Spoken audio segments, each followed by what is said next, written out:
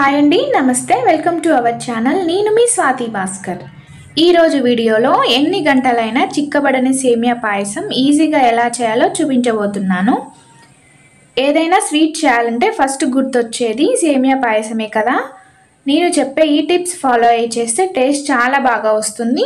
ఎలా చేయాలో చూద్దాం పదండి. పాయసం అంటే ఫస్ట్ అందరికీ గుర్తొచ్చేది పాలు కదండి. నేను 1/2 లీటర్ పాలు మీడియం ఫ్లేమ్లో పెట్టుకొని మరిగించుకుంటున్నాను. ఇది మరిగేలోపు క్యాష్యూస్ ఇలా చెక్ చేసుకుంటున్నాను. అలా చెక్ చేసుకోండి, పురుగులు ఉండే ఛాన్స్ ఉంటుంది. ఆల్మండ్స్ అలా మధ్యలోకి కట్ చేసుకుంటున్నాను. ఎండు ద్రాక్ష కూడా తీసుకుంటున్నాను. డ్రై ఫ్రూట్స్ మీరు నచ్చినట్టు తీసుకోవచ్చు. తర్వాత ఒక ప్యాన్లో 2 టేబుల్ స్పూన్ గీ వేసుకొని కొంచెం మరిగిన తర్వాత కట్ చేసుకున్న ఆల్మండ్స్ వేసుకొని దోరగా వేయించుకోవాలి. తర్వాత క్యాష్యూస్ వేసుకొని వేయించుకోవాలి. ఆ తర్వాత ఎండు ద్రాక్ష కూడా వేసుకొని దోరగా వేయించుకోవాలి. 3 ఒకేసారి వేయిస్తే కనుక మాడిపోయే ఛాన్స్ ఉంటుంది. ఇలా దోరగా వేయించుకున్న తర్వాత ఒక బౌల్లోకి తీసుకొని పక్కకు పెట్టుకోవాలి. అదే నెయ్యిలో 100 గ్రామ్స్ రోస్టెడ్ సేమియా తీసుకొని వేయించుకుంటున్నాను. మీరు నార్మల్ సేమియా అయినా సరే తీసుకోవచ్చు. నార్మల్ సేమియా అయితే 5 మినిట్స్ పడుతుంది దోరగా వేయించుకోవడానికి. రోస్టెడ్ సేమియా అయితే 2 మినిట్స్లో దోరగా వేగిపోతుంది. ఎక్కువసేపు వేయించాల్సిన అవసరం ఉండదు. ఈలోపు పాలు అయితే బాగా మరిగిపోయాయి. స్టవ్ ఆఫ్ చేసుకొని ముందుగా వేగిన రోస్టెడ్ సేమియాలోకి 1/2 లీటర్ వేడి పాలు పోసుకోవాలి. అలాగే 1/2 లీటర్ నార్మల్ వాటర్ పోసుకొని ఇలా కలుపుతూ బాగా ఉడికించుకోవాలి. ఒక 5 మినిట్స్ ఉడికించుకోవాలి.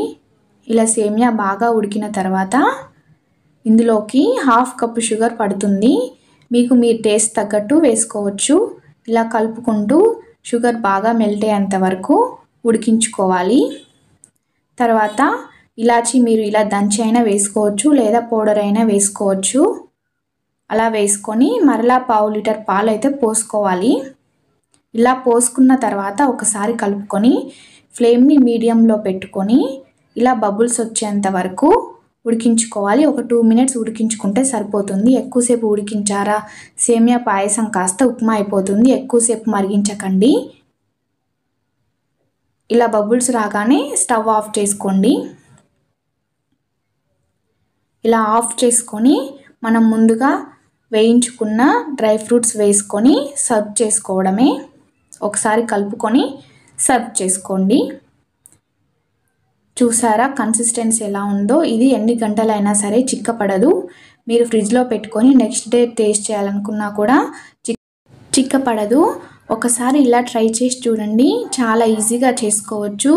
టేస్ట్ కూడా పర్ఫెక్ట్గా వస్తుంది. ఇలా ట్రై చేసి ఎలా వచ్చిందో నాకు కామెంట్లో తెలియచేయండి. ఈ వీడియో మీకు నచ్చినట్లయితే ఒక లైక్ చేయండి. మీ ఫ్యామిలీ అండ్ ఫ్రెండ్స్కి షేర్ చేయండి. సబ్స్క్రైబ్ చేయండి ఛానల్ని. Thanks for watching. ఇట్లు స్వాతి భాస్కర్.